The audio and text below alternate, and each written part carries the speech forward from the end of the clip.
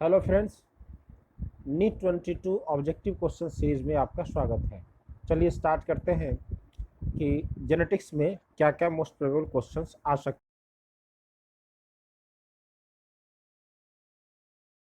हैं नीट 22 में। तो सबसे पहला क्वेश्चन है, which one of the following has RNA as genetic material. Means हो गया कि इनमें से कौन जेनेटिक मटेरियल आरएनए के फॉर्म में होता है। रेट्रोवायरस, टीएमवी, क्यूवी बैक्टीरियोफेज या ऑल। तो इसमें क्या होगा, ऑल। ये सभी में RNA as a genetic material होगा। फिर है, which one of the following has not RNA as genetic material. इनमें से कौन जो होते हैं आरएनए के फॉर्म में जेनेटिक मटेरियल किसमें नहीं होता है। तो बैक्टीरियोफेज, इकोलाई बैक्टीरिया, ये दोनों डीएनए होते हैं जेनेटिक मटेरियल, इसीलिए बोथ होगा इसमें answer. Okay. Human diploid cell has number of nucleotides. Human diploid cell में कितने नंबर ऑफ न्यूक्लियोटाइड्स होते हैं। तो 3.3 इंटू 10⁶। नंबर 2 है 6.6 इंटू 10⁶। थर्ड है 4.6 इंटू 10⁶। तो ये तीनों में कोई आंसर करेक्ट नहीं है। एग्जैक्ट इसका आंसर होना चाहिए 6.6 इंटू 10⁶ होना चाहिए, इंटू 10⁹ होना चाहिए। तो ऐसा कोई भी आंसर नहीं है, इसलिए आंसर होगा none. Lambda phage bacteriophage has number of nucleotides. Lambda phage bacteriophage में कितने न्यूक्लियोटाइड्स होते हैं। तो नंबर 1 है 48503, नंबर 2 है 47502, नंबर 6 है 46502 एंड 48502। तो ये होने चाहिए। Okay. Nitrogenous base attached with ribose sugar 1 carbon, carbon number 1 से होता है। ये सब बिल्कुल याद कर लेना है, ये समझ लिए आ ही रहा है। जो भी लोग इस बार नीट निकालना चाहते हैं ना, ये तो कम से कम जरूर पढ़ के जाए, और कुछ जाए ना जाए। विच one of the following is found in the RNA in the place of thymine. Thymine के जगह पर आरएनए में क्या आता है, ठीक है, यूरासिल। उसके बाद द फॉस्फेट, आगे हम लोग थोड़ा बढ़ते हैं। The phosphate group is attached with ribose sugar at at 5' in, whereas another side ribose sugar is attached with H। इसमें होगा एक जगह अगर 5' इन पर है तो दूसरा 3' इन पर होगा, जानते ही है ना, एंटी पैरेलल चलता है उसका। इसके बाद विच one of the pyramid is common in both RNA और डीएनए। डीएनए आरएनए में कौन ऐसा पायरिमिडीन है जो कॉमन होता है। तो ये है आपका साइटोसिन। ओके। यूरासिल थाइमिन नहीं होता है, यूरासिल होगा आरएनए में, थाइमिन होगा डीएनए में, और जो साइटोसिन है वो दोनों में होता है। ओके। क्योंकि आपको पता होना चाहिए पायरिमिडीन 3 होते हैं, साइटोसिन, थाइमिन और uracil. Okay. Now question number 9, which one of the purine is found in both RNA और डीएनए। डीएनए आरएनए में कौन ऐसा प्यूरिन है जो मिलता है। आप जानते हैं प्यूरिन 2 होते हैं, एडेनिन और गुआनिन, और एडेनिन गुआनिन दोनों आरएनए और डीएनए में दोनों में मिलते हैं, इसीलिए इसका आंसर होगा both. DNA is the polymer of, किसका पॉलीमर होता है, तो न्यूक्लियोटाइड्स के पॉलीमर्स होते हैं। The bond is present between ribose sugar and phosphate. Phosphate और राइबोस शुगर के बीच जो बॉन्ड प्रेजेंट होते हैं उसे क्या कहते हैं, तो diester bond, phosphodiester bond, ester bond, none. तो ये होगा ester bond. Okay. The bond is present between sugar and nitrogenous base is known as, कौन से बॉन्ड होते हैं, peptide bond, hydroxyl bond, hydrogen bond and glycosidic bond. आपको देखना है कि किसके किसके बीच में होते हैं, शुगर और नाइट्रोजनस बेस के बीच में ग्लाइकोसाइडिक बॉन्ड होंगे। ओके। उसके बाद the bond present between purine and pyrimidine. Purine और पायरिमिडीन के बीच आप जानते हैं ना, जैसे ए डबल बॉन्ड टी होता है, तो ये ए क्या हो गया आपका, ये प्यूरिन हो गया, और टी थाइमिन हो गया, पायरिमिडीन्स हो गया, इस दोनों के बीच में हाइड्रोजन बॉन्ड होते हैं, तो ये करेक्ट आंसर होगा। ओके। चलिए इससे आगे बात करते हैं हम लोग। तो प्यूरिन एंड पायरिमिडीन के बीच हाइड्रोजन बॉन्ड होंगे, ये बॉन्ड वाला बिल्कुल याद करके जाना है आपको, लर्न करके जाना है, इस समय से क्वेश्चन रहते हैं काफ़ी अच्छे। Which one has 2 hydrogen bond in DNA strand. DNA strand में किसके किसके बीच में 2 हाइड्रोजन बॉन्ड होते हैं, तो ए और टी के बीच में। Okay. Which which one is the heterocyclic ring in its structure.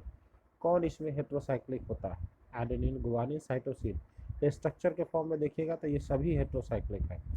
Who discovered, मतलब प्यूरिन एंड पायरिमिडिन्स जितने भी है, जो भी प्यूरिन्स हो गया आपके 2, एडेनिन, गुआनिन, पायरिमिड हो गया 3, तो साइटोसिन, थाइमिन और यूरासिल, ये सभी, और एडेनिन और गुआनिन ये सभी होते हैं आपके क्या होंगे, हेट्रोसाइक्लिक। तो ये सभी होंगे। ओके, वो discovered acidic nature of nucleic acid, ये फ्रेंडिक मिक्सचर है। Term nuclein was given by also फ्रेंडिक Miescher's. Double helix model given by Watson and Crick. Double helix model of DNA was based on, ये दोनों पे है, X ray diffraction data by Wilkins and Rosalind Franklin and Chargaff root. तो इसका answer होगा both. Okay, in DNA sample A is 20% then C is. यहाँ बनाने का फार्मूला बिल्कुल फिट है, आप ध्यान से देखिएगा। क्या होता है ना, जितना ए होता है उतने ही टी होंगे। ए मतलब एडेनिन और टी मतलब थाइमिन। ओके, तो अगर ए 20 है तो टी भी 20 होगा। तो कितना हो गया, ये इसका ए का 20 और टी का 20 दोनों मिला दीजिए, कितना हो गया 40। कोई भी चीज़ 100% होता है तो 100 में से 40 माइनस कर देंगे, कितना हो गया 60। अब जो चीज़ बचा हुआ है सी और जी, जो बचे हुए हैं सी और जी, ये दोनों की अमाउंट सेम होंगे। तो टोटल मिला करके 60 है, इसको आधा कर दीजिए 30-30। तो जो सी और जी होगा वो 30-30 होगा। इसमें देखिए कहीं आंसर है नहीं है, तो ये ऑप्शंस इसमें आप कह सकते हैं कि रॉन्ग है, इसीलिए कहीं पे ये ऑप्शन 30 होना चाहिए था। समझ गए? तो इसका ऑप्शन कितना होना चाहिए 30। समझ गया ना इसका बेसिक क्या है। जिसका भी जैसे सी का अगर परसेंटेज देता है तो उतना ही जी का होगा।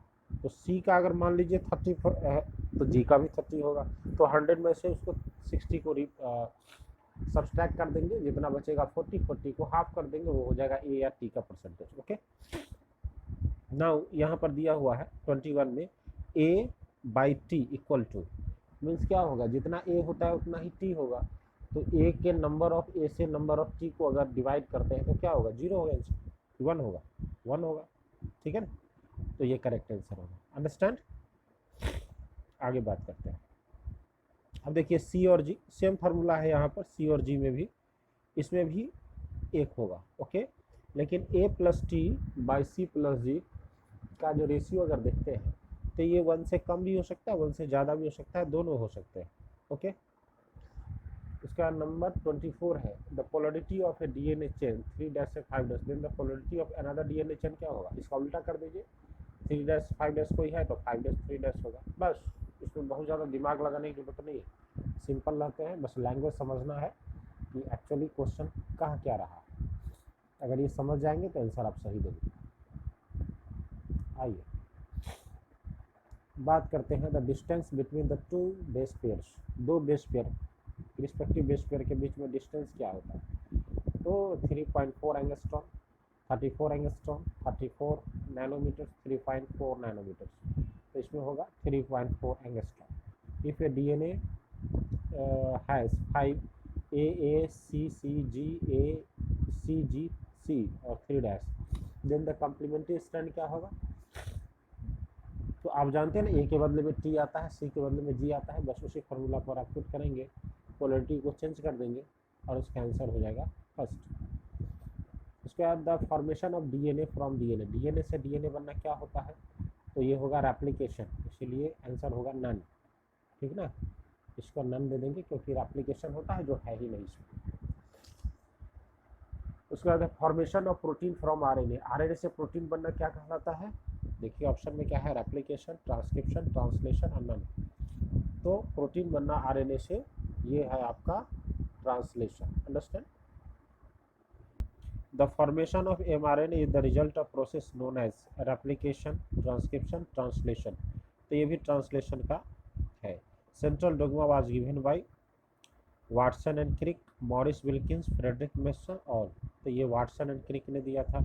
Formation of DNA from RNA, RNA से डीएनए बनना क्या है, reverse transcription.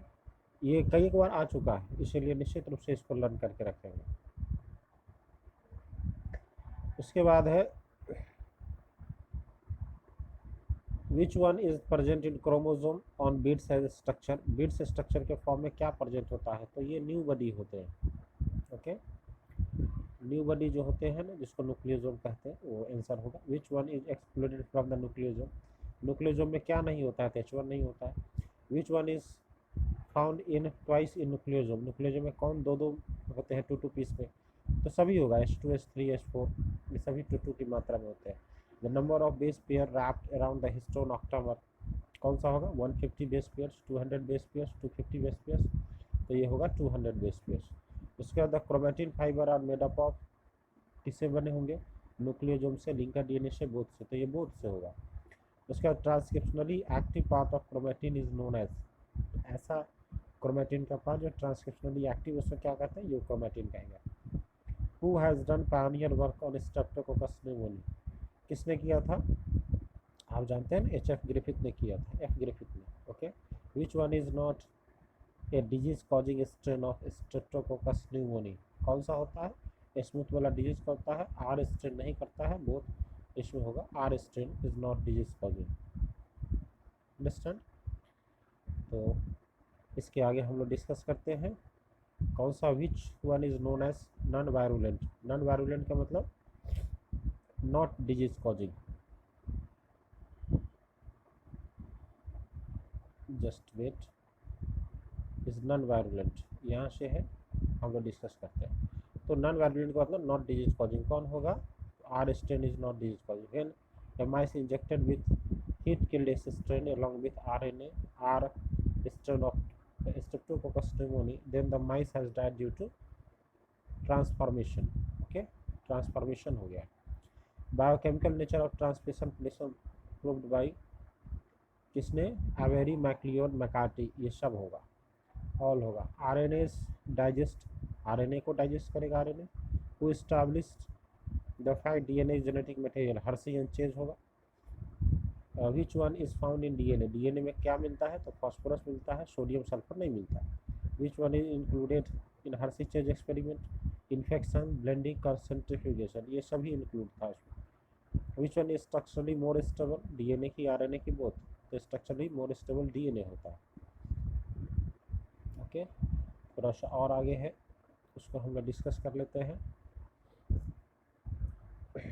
Which one is structurally more stable आपने डिस्कस कर लिया डीएनए होता है। Which sugar does not have O at 2' carbon किसमें होता है राइबोज की डीऑक्सीराइबोज तो डीऑक्सीराइबोज में होगा। RNA is more reactive than DNA due to presence of uracil ribose sugar single strand all कर दीजिए। Which mutate faster RNA DNA protein कौन होगा तो इसमें आरएनए सबसे ज़्यादा म्यूटेट करता है फास्टर। ओके तो अभी तक हमने टोटल 50 क्वेश्चंस जो जेनेटिक्स का काफ़ी इंपॉर्टेंट है हमने डिस्कस किया और ये मान के चला जाए कि इसमें से कुछ क्वेश्चन तो सीधे सीधे आपके रहने ही रहने। और ये भी आप जानते हैं कि जेनेटिक्स का जो वेटेज है वो क्वेश्चन के हिसाब से सबसे ज़्यादा होता है और इसके क्वेश्चन बहुत आसान होते हैं। साथ ही साथ आसान अगर उसके लैंग्वेज को समझ लेते हैं तो बड़ी आसानी से आप उसका आंसर दे सकते हैं।